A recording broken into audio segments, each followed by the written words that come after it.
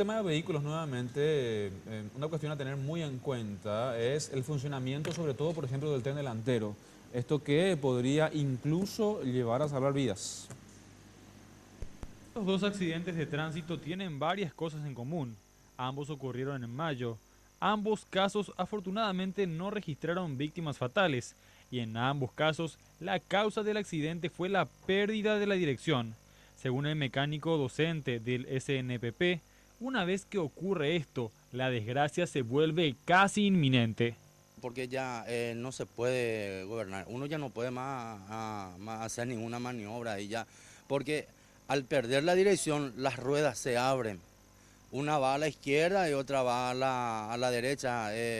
Entonces el que a donde te estire esa rueda se va y uno colisiona. Explicó que la pérdida de dirección se da principalmente por el desgaste o rotura de lo que se conoce como muñequín. Tenemos los muñequines, ¿verdad? Que son estos que van acoplados a las ruedas. Y esto va acoplado al sinfín. Entonces el conductor da la orden al vehículo, a la maniobra que quiere hacer, ya tanto para girar a la izquierda o a la derecha.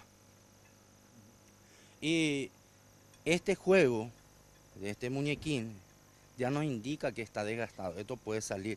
Cuando esto sale de acá, ya se queda sin dirección el vehículo y ya es imposible de gobernar. El costo de los repuestos para la dirección es de solo 60.000 guaraníes y podría salvarte de pagar una suma mucho mayor o incluso de víctimas que lamentar, por lo cual los expertos recomiendan revisar esto al menos 2 veces al año.